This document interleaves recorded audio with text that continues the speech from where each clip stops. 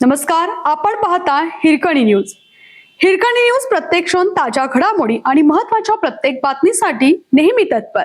बसमधून शिक्षिकेचे 13 तोळे दागिने लंपास. ईश्वरपूर ते सांगली बसने प्रवास करत असताना एका शिक्षिकेच्या पिशवीतून सुमारे 13 तोळे सोन्याचे दागिने चोरट्यांनी लांबवले. या प्रकरणी नूतन बाबासाहेब आळतेकर वय 44 राहणार माळी गल्ली मिरज यांनी सांगली शहर पोलीस ठाण्यात फिर्याद दिली आहे.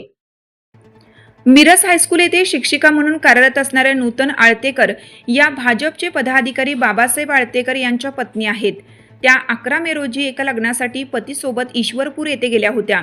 त्यांनी आपले 13 तोळे दागिने एका पिशवीत ठेवले होते.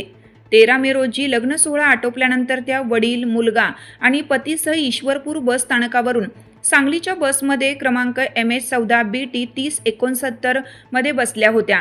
गर्दी असल्याने सुरुवातीला त्यांना उभे राहून प्रवास करावा लागला. आष्टा येथे त्यांना बसमध्ये जागा मिळाली. सायंकाळी 7:30च्या सुमारास बस सांगली बस स्थानकावर पोहोचली. बसमधून उतरत असताना त्यांना आपली पिशवी कोणीतरी ओढल्याची लक्षात आली. पिशवी तपासली असता ती वरून फाटलेली दिसली. त्यातील दागिने गायब असल्याचे निदर्शनास आले. चोरट्यांनी पिशवीतून 80 ग्रॅम वजनाचे सोन्याचे घंटन किंमत 4 लाख रुपये, 30 ग्रॅम वजनाचा सोन्याचा राणीहार 1,50,000 रुपये आणि 20 ग्रॅम वजनाचे सोन्याचे कानातील साखळी असलेले झुबे 1 लाख रुपये असा 6,50,000चा ऐवज लंपास केला.